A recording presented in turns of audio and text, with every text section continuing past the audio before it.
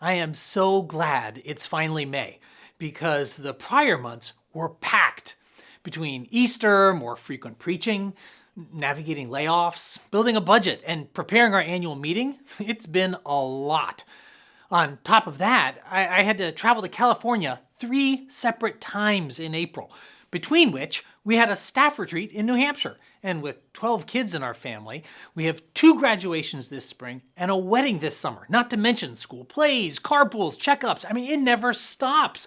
Many Highrockers have been asking for meetings, but I'm literally scheduling 6 or 7 weeks out because I'm so overbooked. You've heard complaints like this before. Maybe you've complained this way before. But am I actually complaining? What am I really saying? What do I want you to hear? Americans have an unusual relationship with busyness. In most cultures, leisure is considered a status symbol, evidence that you have enough money and margin for pursuits outside of work. People post photos of themselves at the beach, or taking a hike, or engaged in a hobby as a subtle assertion of social rank. But in America, it's the opposite. In 2017, researchers asked Americans to rate the status of a person based on their Facebook posts and found that those who publicized an overworked lifestyle were rated more highly. One notable exception is among the very successful, like Wall Street bankers, Silicon Valley entrepreneurs. Their positions or wealth give objective evidence of their success, so their posts feature lots of leisure or family photos because the message is that I'm so brilliant or skilled that I can be this successful and still have time for all these activities. They'll still claim to be busy, but they'll tell you about vacations instead of work. How often, when you ask somebody how they're doing, do they reply, busy? We say it as a complaint. I am so busy. But we mean it as a boast. It's my way of telling you that I'm so important that I'm needed in many places at once. It's my way of telling you that I'm valuable. And I want you to see that because if you believe it, maybe I can finally believe it myself. Often our busyness is not a reflection of how important we are, but how insecure we are. It's not simply that we need more money. It's that we need to be busy. Behavioral psychologists have begun exploring what has been coined action addiction. This is distinct from the familiar adrenaline junkie. This is the person who has to stay busy, even if it's just staring at a screen while doom scrolling in bed. We need to be constantly distracted until we're so exhausted we finally fall asleep with our phones in our hands. The problem isn't that we have too much to do, but there are things we don't want to do. So we need to keep ourselves too busy to do them. But what are we trying to avoid? Those unwelcome thoughts that take over our brains when we aren't distracted. Regrets about the past, anxiety about the future, loneliness in the present, or existential questions that feel threatening. Maybe the Holy Spirit is asking for attention, but we're afraid of what God might say if we stop to listen. It's easier to work at work than to do the work of relationship with God. Or perhaps you're trying to avoid relationships with people because relationships may expose our inadequacies, ways I've disappointed others or hurt them. Relationships require that I show up as a full human rather than as a robot responding to emails, but that requires more effort and makes me feel more vulnerable. So sometimes when I feel tired or insecure, rather than really engage in a conversation with my child or spouse, I'll check out by responding to emails because it's easier. And fortunately, I always have plenty of emails to check, so I can justify my neglect because I'm busy. I'm so busy. Historically, Christians have called this sloth, which we think of as laziness. But in fact, the ancients identified our overwork as a form of sloth because it's a way of running from relationships, from God, even from our own humanity. We reduce ourselves to being robots who don't have to deal with spirituality or feelings, ours or anyone else's. Sloth is not being lazy about work. It's using work to be lazy about love. Most people I know in Greater Boston are busy, and we're lazy in love. Perhaps we're busy because we're too lazy to love, or perhaps because we haven't learned how to love. Since childhood, we've been programmed to be productive. After school, we had language lessons, band, basketball, or maybe all three. Forget relationships. What about your college resume? And today's kids spend far less time with family or friends than previous generations did, so they aren't learning how to love or how to be loved apart from what they do, which makes it scary to do nothing. So despite all our labor-saving devices like Roombas and microwaves to give us more time, we've never had less time for what's really important. Study after study confirms that we get too little sleep and that Americans are spending ever less time with family and friends and God. Study after study shows that we're increasingly depressed. Apparently, all our working isn't working. Right now, we're in a sermon series called Deep, in which we're exploring emotionally healthy spirituality. And today, we're exploring why we're afraid to slow down, which may be how the disciples were feeling in the passage we read from Mark 6. These were simple fishermen. Nobodies. The world sort of ignored them until they started following Jesus. Initially, they just watched Jesus do important things, miraculously healing the sick, feeding the hungry, preaching to multitudes. But then Jesus gave them the authority to do those things, and suddenly they were important. Crowds pressed around them as they preached and challenged evil and healed those in need. And when it was time to regroup, the disciples gathered around Jesus and babbled excitedly about what they'd done. They're so proud of themselves and eager for their next assignment. Put us in, coach, we're ready to play. So I have to imagine that what Jesus said next was a little upsetting. Even as the crowds pushed in and their calendars filled up and they were trending on Twitter, Jesus invited the disciples, "Come away with me by yourselves to a quiet place and get some rest." Rest? Well, the job's not done. Can't Jesus see how much more people need their ministry? I mean, it's like the coach just benched them in the middle of the game. We're so busy we don't even have time to eat. I suspect they're not complaining, but boasting, just like we are when we say that. We sound like victims, but it proves that we're valuable. Jesus sees their compulsive need to be needed, so he says, "Stop. Let's rest." Rest. That's hard for many of us. We'd rather God ask us to do anything else. In our fast-paced world, we long for rest, but usually refuse to rest. We're afraid to rest. We're afraid of falling behind. Somewhere, someone else is working harder, studying more, getting ahead. We're afraid that if we slow down, all those emotions and questions and regrets we've been running from may catch up to us and consume us. So we reduce ourselves to being machines. Most of us don't think of that as a demotion. On the contrary, if you heard me describe someone saying, "That guy's a machine," you'd recognize that as a compliment. We aspire to be like machines, efficient, strong, steady, no need to rest. We've been programmed, like machines, to be constantly productive so that people will value us. Some of us do that by achieving at work or school. Others by perpetually pleasing people, or perhaps by pleasing God, by volunteering in ministry, giving a lot of money, or checking off that you read a bit of the Bible today. Maybe if I do enough, God will finally love me. Maybe others will love me. Maybe I'll finally like me. I better get to work. And this is likely why, for many years, I wasn't a good sleeper. In college, I wouldn't bother going to bed several nights a week. I wanted to believe, and I wanted others to believe, that it was because I had the superhuman endurance to get by with less sleep than the rest of you lazy bums. I'd boast about how little sleep I got. I was a machine. But machines are not able to love. And we don't love them. So they're only as valuable as they are productive.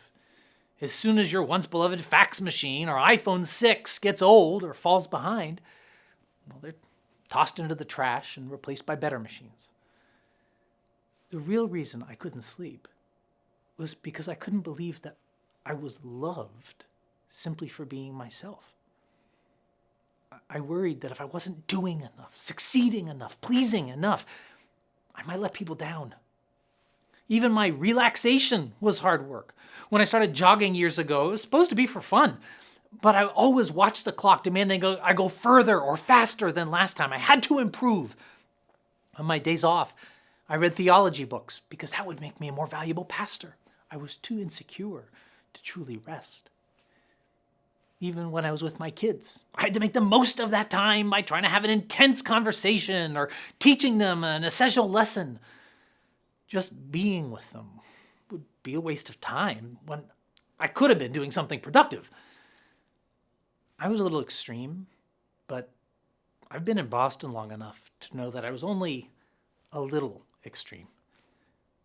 So many of us are perpetually proving our worth, not just to others, but to God and to ourselves, which is why rest is so threatening.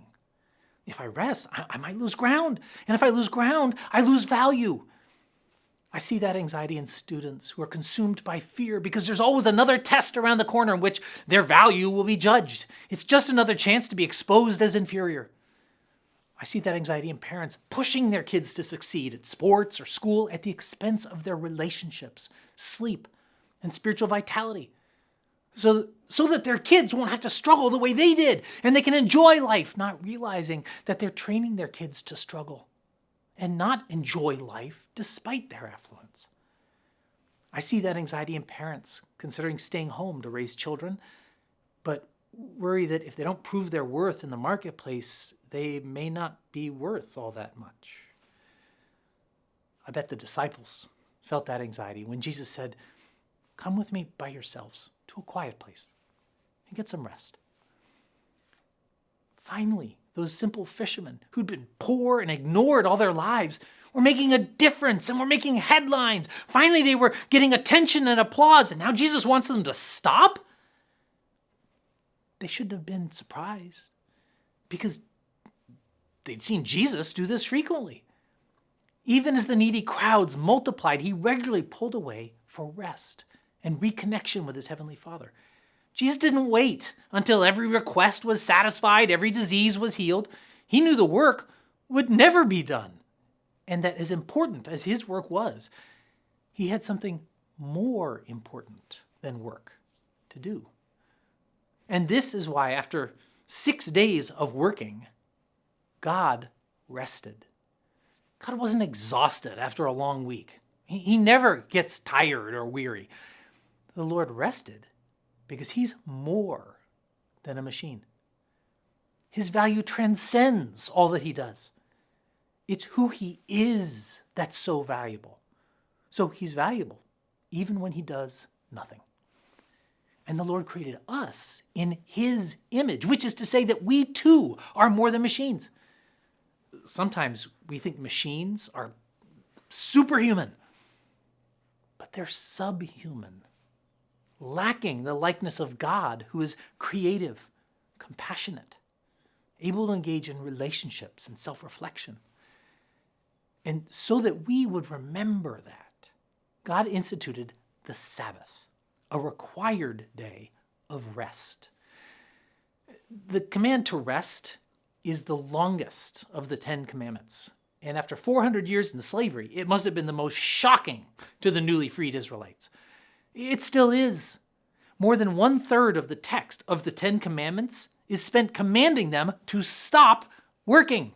Apparently the Lord knew it would be just that hard to do. It's not that God doesn't like work. God works and created us to work alongside him.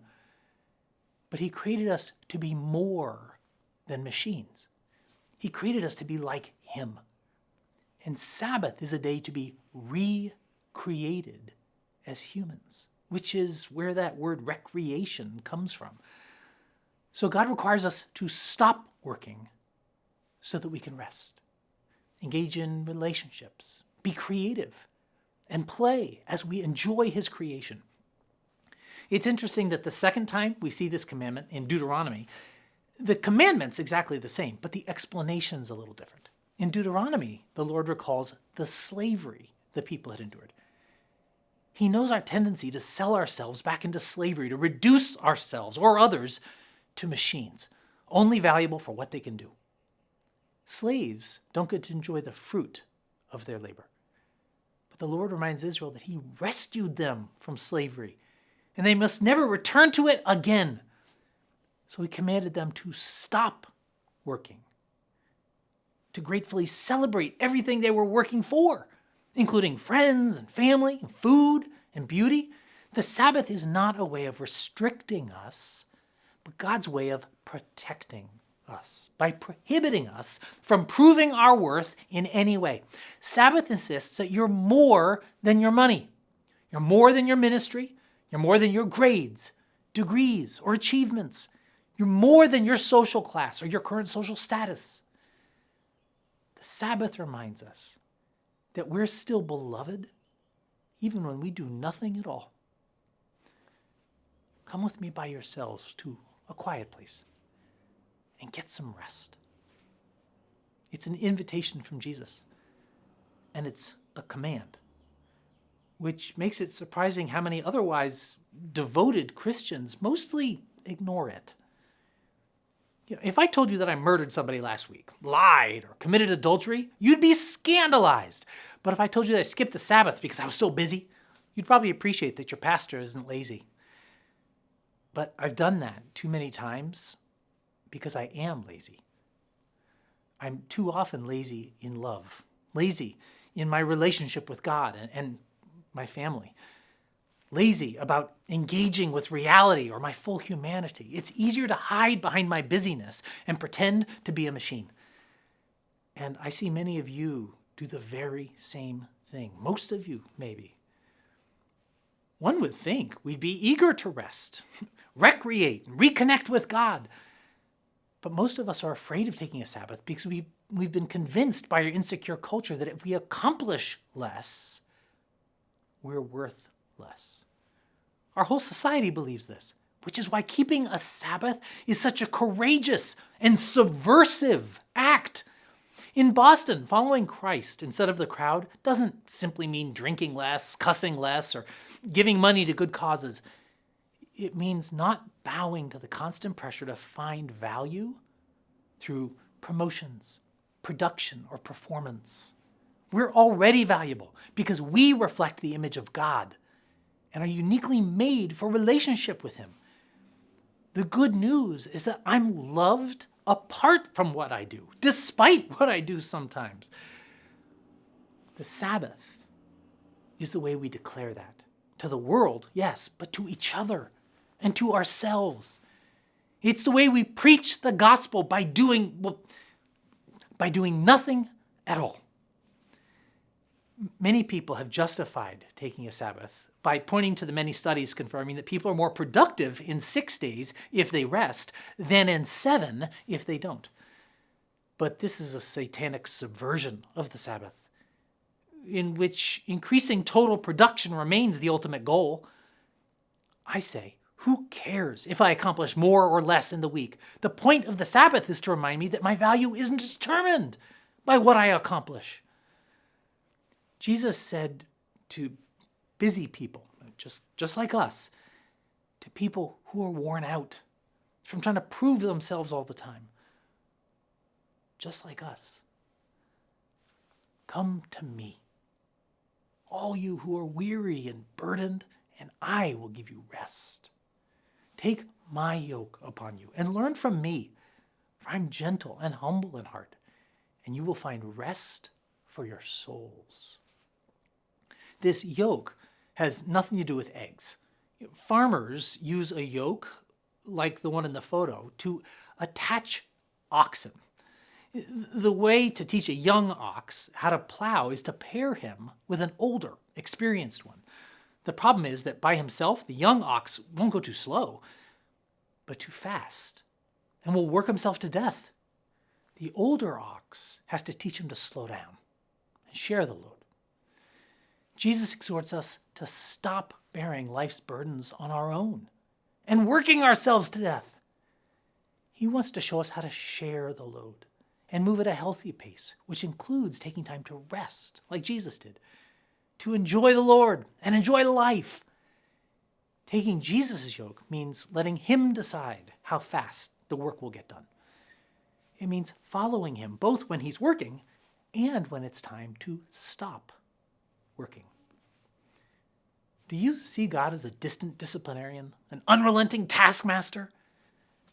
Sabbath reminds us that he's really our creator, our loving Father, our Savior.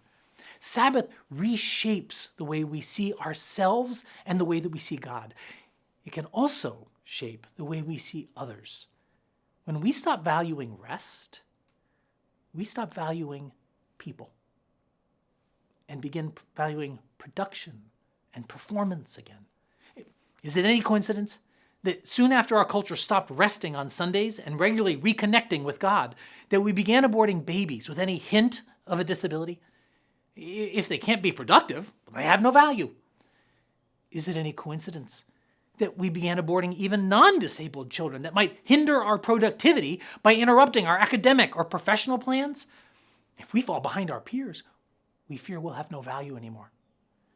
Is it any coincidence that we ignore the elderly whose productivity may have diminished? Or that college kids get hooked on Adderall and cocaine to ignore their need for rest and push their bodies to be more productive than they were created to be? Sabbath reminds us that all people are more than what they produce or what they can do for us. The Lord commands us to rest because it reminds us of who we are and who God is and who others are. We can't claim to be doing God's work in our churches or classrooms or companies if we're not obeying God in the way we work, which includes resting from that work when he commands us to stop. My dear friends, many of you work so hard. You work hard at school. You work hard at work. You work hard at home. You work hard to please your parents or other people. You work like machines, which is tragic because you're so much more than machines. You're God's precious child. So be busy. Bless the world by using the gifts that God gave us to serve him by serving others. But then rest. Enjoy God and his world. Feel your feelings and discuss them with God. Be creative just for the joy of it.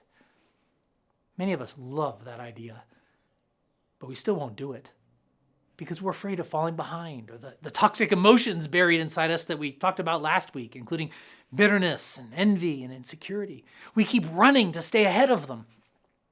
It may be scary and painful at first to face your feelings, but as you let God lead you through those dark feelings, you may find the messages from him that you've been missing for too long. It doesn't have to be just something for Sundays. We can do a bit of resting every day. If we take Jesus' yoke, I don't need to sprint so fast or be so weary. So what can this look like every day? One reason my schedule is so full is that the first person who gets onto my schedule is God. He's the last one to get squeezed out. I used to pack my days as full as possible, but now I plan for daily times of rest when I can pray or exercise. I plan for 10 minutes of quiet between meetings instead of going back to back all day.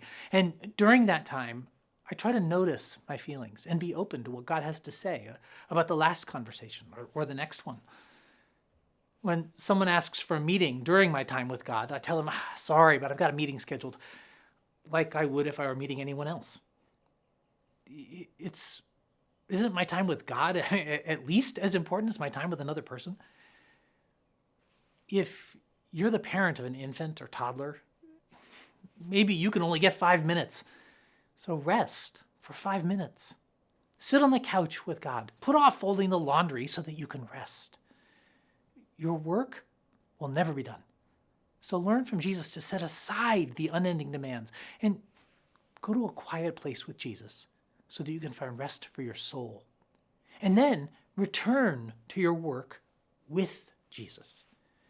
Last year, Drew gave me a journal that only allows a very small area to write each day, which is perfect. Because whenever I try to write too much in a journal, I just end up quitting. But every night, I take time to reflect with God on my day.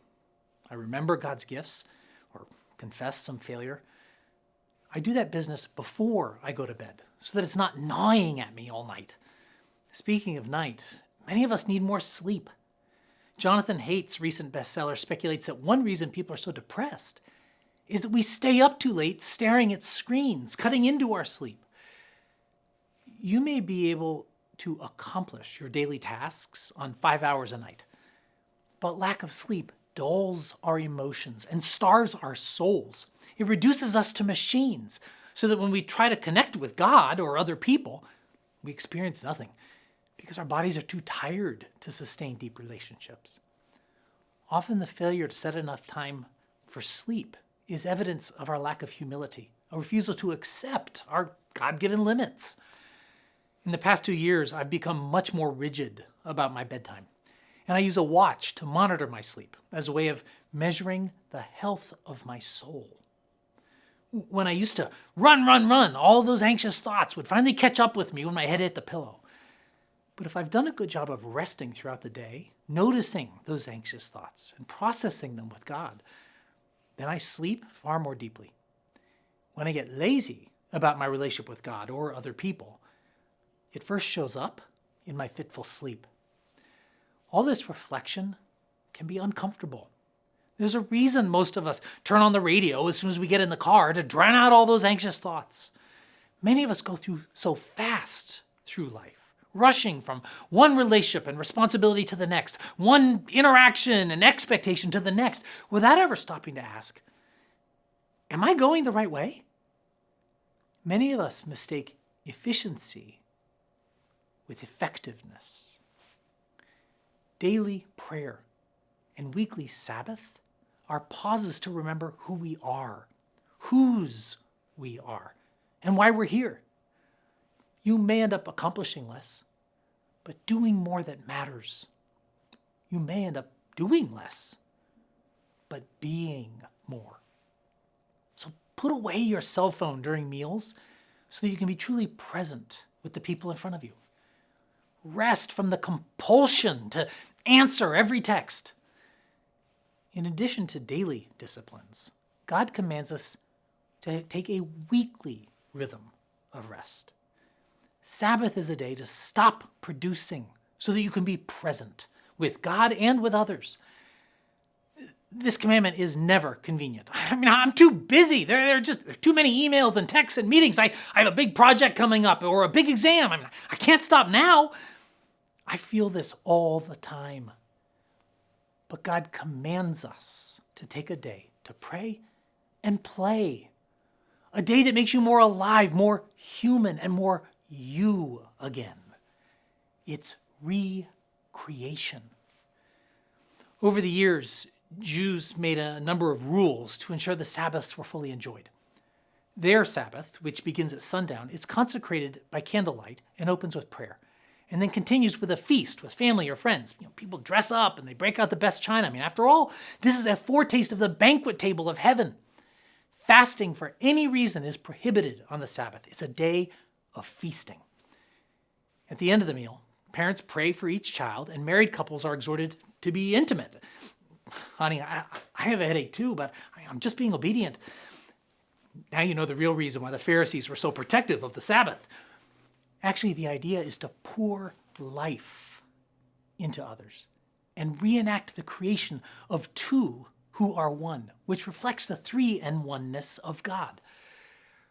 Perhaps you could invite friends over for a special Saturday or Sunday dinner. Sing, celebrate, do whatever allows you to reconnect with God, with others, and with your own soul. Corporate worship and scripture are a significant part of that, but not all of it. The key is to do things that refresh you, that are unrelated to whatever you do for work or school. For example, golf could be good unless you're a professional golfer, or frankly, if it just makes you so frustrated that you just end up angry. Michelle and I like to walk in nature and talk together. There are other things that I don't need to detail, but I'm sure that God delights in it. On days I can't do them, I might read about skiing or motorcycles, but I have to discipline myself not to read theology, which might be a perfect way for you to Sabbath.